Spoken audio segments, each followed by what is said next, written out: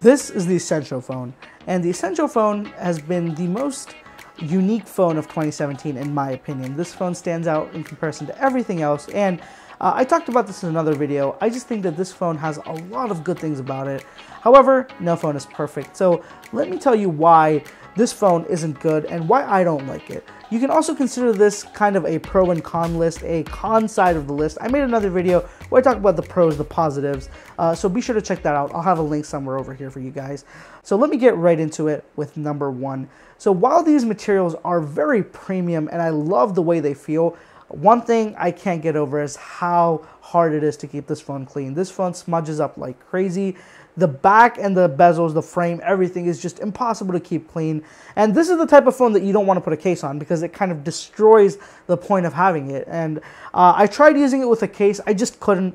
I couldn't hide the beauty of this phone. So I ended up just ditching the case, but I'm now annoyed by how many smudges the phone has, and it's impossible to keep neat. And for somebody like me who likes to keep their devices very nice looking, neat looking, it's hard. And I find it a constant struggle, and I always carry on a microfiber cloth, or I'm just using my t-shirt to do this. So the smudges don't look as bad, and the phone looks clean. So moving on, let's get into number two. Now, this is an issue that not only I, but a lot of people had. Initially, I thought maybe it was just me, but as I did a little bit more research, I saw a lot of people on Reddit also having the same problem, and that is network issues. So this phone seems to drop network very much. So I've had the phone drop network at places where it shouldn't, and then when it does drop networks, what happens is that you have to cycle in airplane mode or you have to reboot the phone to get network back, and that's very annoying because you don't know when it'll cut out. So maybe it's just in your phone and you think you have your phone is on and it's working, but suddenly the signal just cuts out and you're not getting any of your notifications, your messages.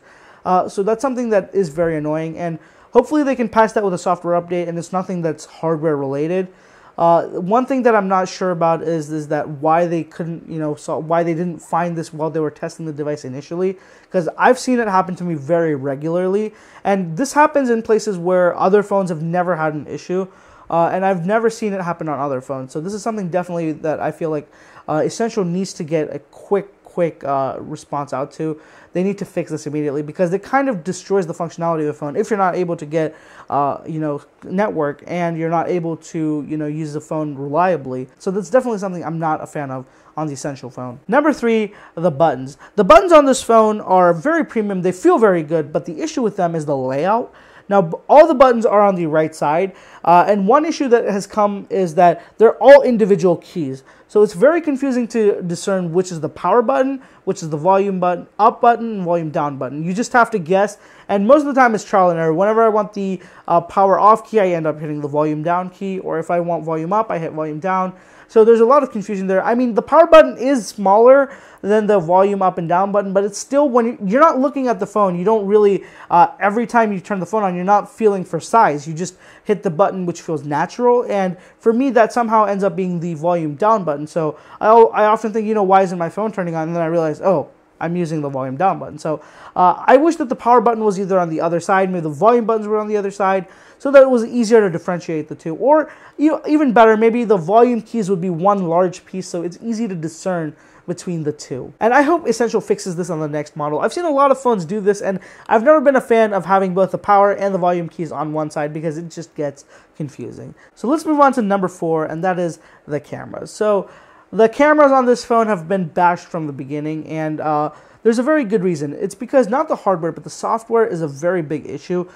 This phone doesn't use Google's own camera app. I'm not sure why they don't. Maybe it's some sort of licensing issue or Google doesn't allow it. But for a phone that's very stock Android, the one app that isn't is horrible. The camera app is slow. It takes forever to process an image. So I can't just open the camera and take an image and have it immediately ready like it's on every other phone today. The camera takes a long time after I've taken the image to process and save, and I have to wait for at least 3 to 4 seconds before I can take the next photo. Now, when you're taking quick photos, when you're at a sporting event or whatever, something similar to that, you want to be able to take quick, photos in a burst, and you just can't on this phone, which is annoying. And I really hope that the software side of this is fixed, because a lot of people who have sideloaded the Google app onto this phone say that the camera is so much better. There's no lag when you're taking continuous photos. So it is something that can be fixed with a software update, but I'm not sure what's going on and why Essential drop the ball on this one. So if you do like these cameras, so if you are a person who takes a lot of photos and find the camera to be an important part of your phone, don't go for the Essential phone right now. Wait on it, or maybe just get a completely different phone, because I really don't think that this phone can improve the camera. Maybe the next version can, but for now, the camera is not a strong suit for the Essential phone. Moving on, number 5. So an issue with this phone is that I love the display, I love the way it looks, but there's a poor use of space on this display. So right here at the top, you see this notch. So you'd think that, you can use apps in full screen and stuff like that, but what happens is most of the time, all the way to the bottom of this notch, you just have your notification bar. It's your status bar, I'm sorry. And that means that in apps, you really never get to use this, and there's very few apps that even take advantage of it. Not to mention that there's also these keys at the bottom, the on-screen keys, which again, another issue is that they're eating up space on a already 5.7-inch device. So essentially it becomes even way smaller than 5.7 inches because the screen is always taken up by something like that. So just look at the a web page. So I'm looking at a web page. I have a huge bar over here, huge bar on top. So the content is condensed, which I'm not a big fan of. I was hoping Essential would maximize on their space and provide a full experience, and maybe they can with software updates, but for now there's a very big lack of space. Not to mention, especially the worst part is when you're watching videos, you can't have a full screen like you can on the S8 or the iPhone 10. You have to have these big black bars on both sides because of the aspect ratio, and Essential hasn't done anything to try to make it capable of full screen. It just you can't have videos on full screen. It's only available in a black bar, which I'll show you very quickly here.